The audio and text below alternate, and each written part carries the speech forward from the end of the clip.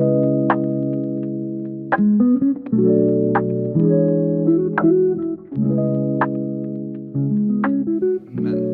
book of James is one of my favorite books of the Bible.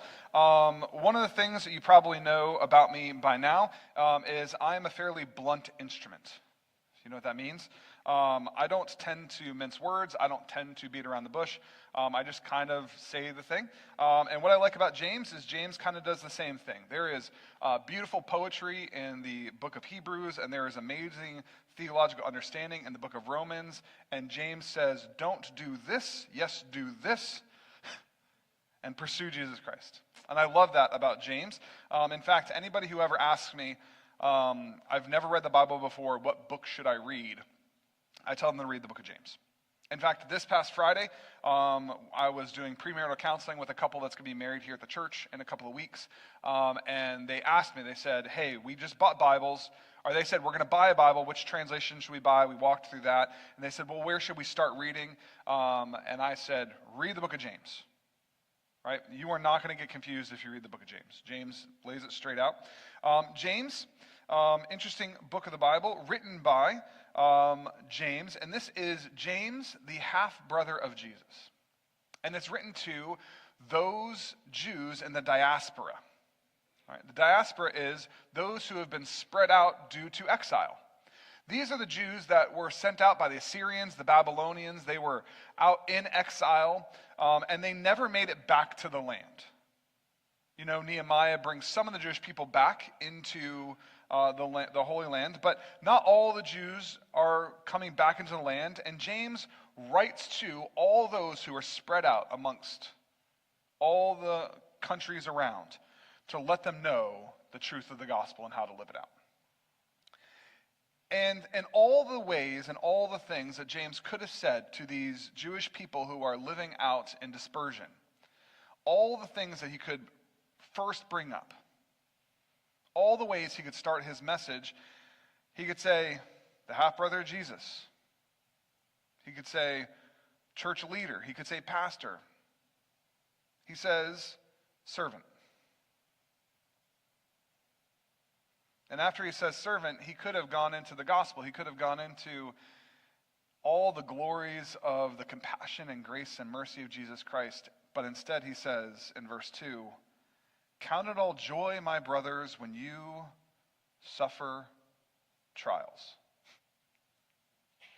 You got to remember, the dispersion, the diaspora, these are individuals that are living the Jewish faith out in the context of a community in which that community is idol worshiping. That community is vastly opposed to the things of Jesus Christ. They're vastly opposed to the things of Judaism. And what we see here is, I can assure you that every single person that finds themselves in the diaspora in the first century is experiencing trials from the outside. And James says, I want you to count it joy when you experience trials. Maybe I'm an impatient person. Maybe I struggle with things in my life. But I don't know that when something goes wrong, that I'm super excited by it. I don't think there's ever been a time when like the wheels have fallen off, you know what I mean, and the stuff of life hits you, where I've looked at that moment and thought, what a joy that I get to experience the worst day of my life. But James says we should count it joy when we experience trials of various kinds. It's a pastor I used to know who, I remember him telling me, you're either in a valley, you're coming out of a valley, or you're about to go into a valley. And I think it's natural in the course of our life. There are moments in our lives where maybe we have experienced those mountaintop moments where everything's going great and you feel close to the Lord and your family is healthy and everyone's happy and you didn't get in an argument before you got to church and everyone got dressed and you got here on time and everyone agreed on what was going on. And maybe there are those times. I think there are those times in our lives. But there are also those times in our lives where it seems like every single thing is just another piece of bad news. and every single thing is just another weight to be put on you, or every single thing is just another stressor, another point of tension. It may be not world-shaking, earth-shattering stuff. Maybe it's just, you ever have those mornings where it's like you wake up and it's like the alarm went off and it was just the wrong alarm, and there was no shampoo in the shampoo bottle, and you forgot the bar of soap wasn't out there, and the cat was underneath the bed and you stepped on the cat when you woke up, and then your battery was dead in your car, or there was a flat tire. Those days, like, it just seems like it tends to like pile on all these different things. And sometimes in life, we have moments in life in that. Maybe it's bigger things than that. Maybe there's struggles and things happening at your work.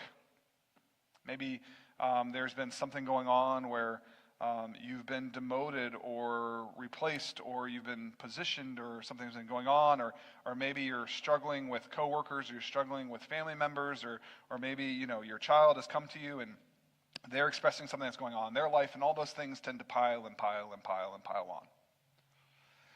And James says when those things happen, we should count it joy. But how could we possibly count it joy? Why could we possibly look at these things and say, what a great thing this is happening to me? Because he says, don't you know that a trial is actually a testing of your faith? And that by testing your faith, you produce steadfastness, resilience, grit.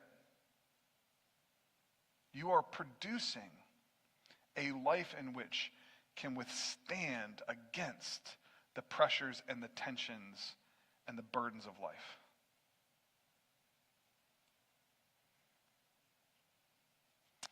This idea here of the testings bring about steadfastness.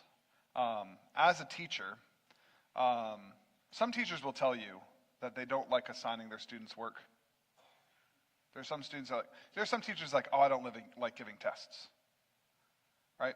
I actually think that it is fantastic. At my school, at least, we have exams as the last 4 days before Christmas break. And I'm like, what a perfect Christmas present for you. I love giving tests. Huge fan of giving tests. Ask my students. My students have a quiz or a test every single week in my class. I love it. It's my favorite thing. It is not my favorite thing because I enjoy the pain of high school students, although, no, I don't, no. But when a student takes a test, they are able to put into practice the things which they've learned. They're able to actually utilize the information that's been given to them. They're actually able to internalize and do something with it, right?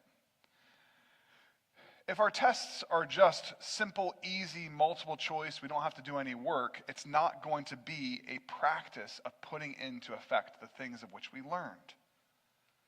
We have to be tried and challenged, and we have to allow the things which we believe to be tested by the weight of life to ensure that we actually believe them.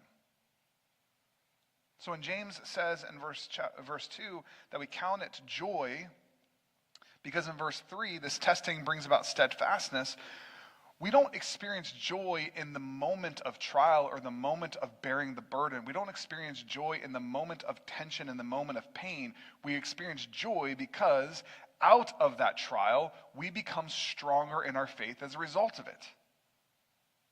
Because we don't want to be weak in our faith. We don't want to be pushed around by the things of this world. We don't want to be individuals who lack resiliency and crumble under pressure. We want to be individuals that when the things of life hit us, we can respond in faith and in strength based upon the fact that we've built it up. So we rejoice in the trials of life because the trials of life are the opportunity for us to put into practice all the things we've been building up in our lives. For those of you who maybe played sports throughout your life, most individuals really don't like conditioning. You guys know what I mean when I say conditioning? Like preseason stuff. You gotta like run laps, you gotta do all this. Like most people don't like that. We suffer through conditioning, we suffer through workout, we suffer through those things so that we have the applicable knowledge to actually act in the moment of the game. The little things of this life that strengthen your resolve, the purpose of practicing those things is so that when the real stuff of life hits you, you don't crumble and falter and fall. You have been built up in strength to handle those things. So, when you're driving down Highway 19 and all the traffic is completely stopped, you count it joy that you've been given an opportunity to practice patience. Some of you didn't like that.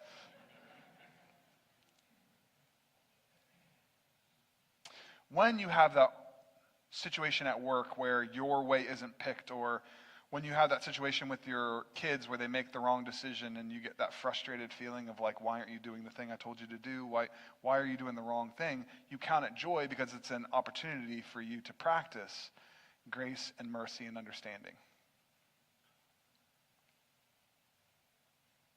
Because if we're not practicing in the little things, when the big things hit,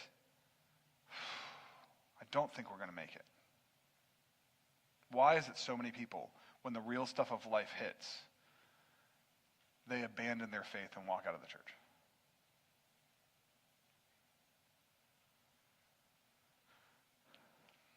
If we're not practicing, and we're not participating, we're not gaining in our strength. But there's also something else going on here that I think is interesting. First, he says, I want you to count it joy that you are producing steadfastness.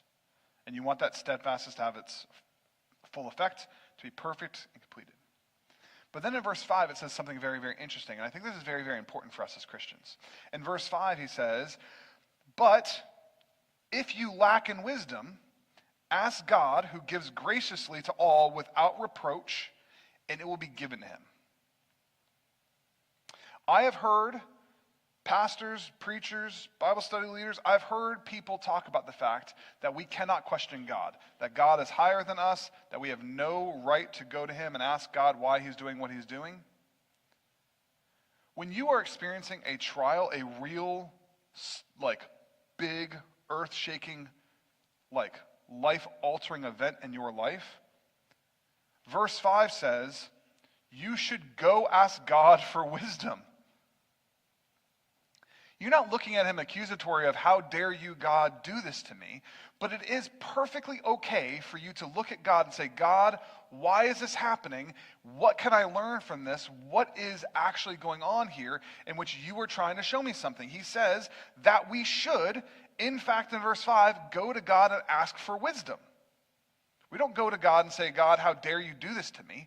We go to God and say, God, what is actually going on here?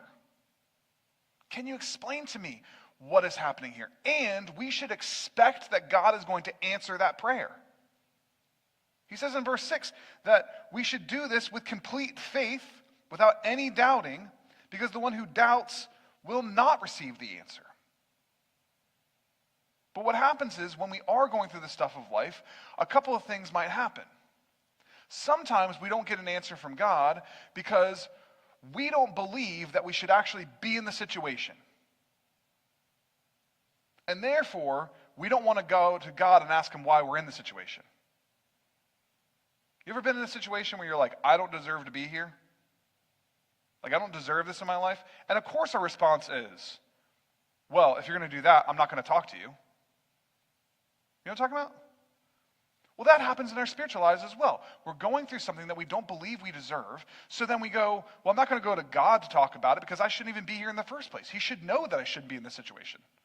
So we never talk to God because we just think that God's just going to show up because we're justified in the fact that we shouldn't be there. The second thing is, we don't go to God because we don't believe that God's going to give us the answer. There's a lot of times in our lives where we think, for whatever reason, the thing we're going through is bigger than what God is going to talk to me about. The thing I'm going through is not something God is going to interact. And this could be one or the other. Maybe it's so big that you don't believe God can work it out, or maybe it's so small you don't believe that God cares. I think it's another thing that we do is sometimes we think that the flat tire we have in the morning is such a small thing for the God of the universe that God doesn't care about it and we shouldn't go to him about it. It doesn't matter how small or how big it is. God wants you to go in faith and ask him. But I would say the one that we probably most fall into, maybe not you, but me. All right? And I don't want you to look at the person next to you when I say this. A lot of times we don't ask God because we don't actually want to know what God says about it. We got to understand here, there's a big difference between experiencing a trial and experiencing a temptation. Sometimes we don't go to God because we don't want God's answer. Have you ever not prayed about something because you know what God would say about it? Heard a couple of chuckles, all right? But we have to understand that God might set us up for trials and tests. He never sets us up for temptations. Look at verse 12. Blessed are the man who remains steadfast under trial, for he stood the test, and he will receive a crown which God has given to him. So we know that God sets up trials and tests for us. But look at verse 13. But no one can say when he's tempted, I'm being tempted by God. You are not tempted by God. You are tempted by you. I also want you to see here, Satan is never mentioned in this verse. You know those people who every time they're tempted, oh, Satan's trying to get me?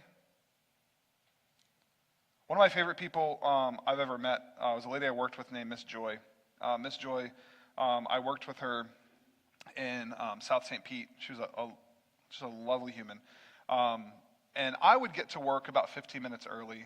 I'm one of those people that's, from the north and does that type of thing. And I'd get to work about 15 minutes early, and she was always there before me.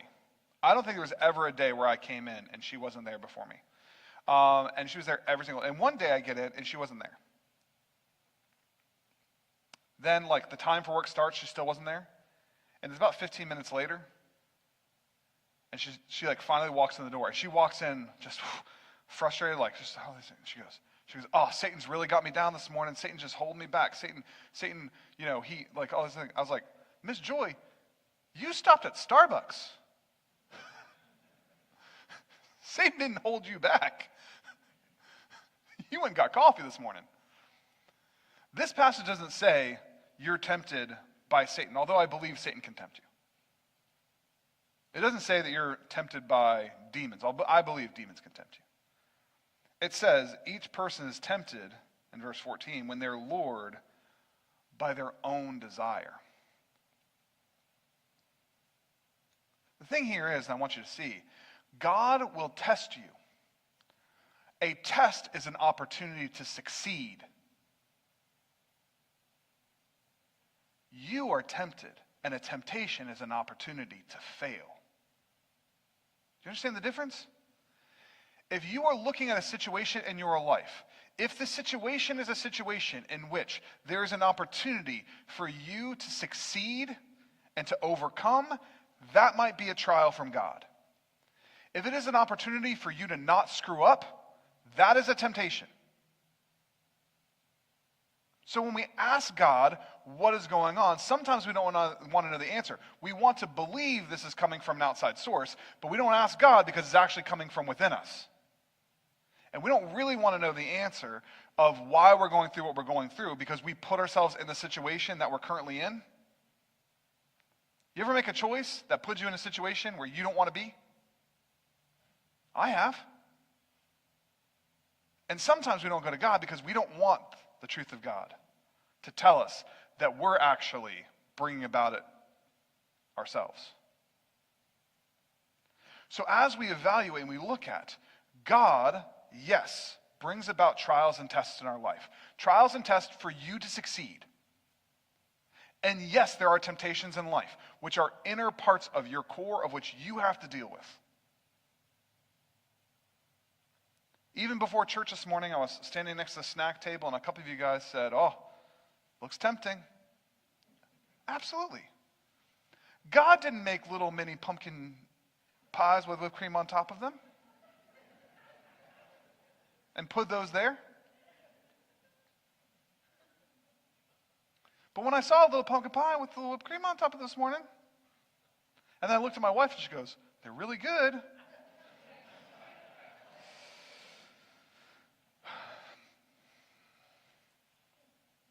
Yes, I had a little pumpkin pie with some whipped cream on it this morning.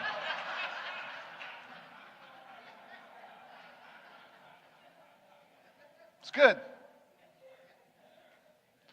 But I'm telling you right now, those things in life which tempt us and cause us to, in some way, lack steadfastness, lack resilience, lack the capacity to say no, those are temptations. When a situation arrives which gives you the opportunity to practice steadfastness and practice patience and practice resilience, those are opportunities which are trials brought to us by God. So the question you got to ask yourself this morning, are you going through a trial? Are there stuff going on in your life right now in which God wants to use to bring about strength and resilience? And if so, what can your response be to that situation to ensure that you actually practice resilience? Now here's the great thing about the trials of life and the tests of life. It's not cheating if you get help. You know what I mean? If you're going through a trial right now, I guarantee you there are some people at this church that are willing to walk with you. If you're going through something right now, you have a friend at this church. We have groups starting up here in the next little bit. We've got counseling that we offer. We got different things. There are people who are willing to help you out here. And maybe it's just a friend. Maybe you just need somebody who's like, man, I got to go have this dinner with this person, and every time I do, it's always just a chore. Can you come with me? Like, it is okay to get help. Maybe it's just a friend. Maybe it's a little bit more. If you're going through a temptation this morning, it's okay to ask for help. If you always get tempted in the same way, in the same place, at the same time, maybe you start scheduling some time to be with somebody in a different place doing something else. Right? Finding those things. So as our ushers make their way forward this morning, our time of reflection when the choir sings, is just a simple reflection of, are you going through a trial?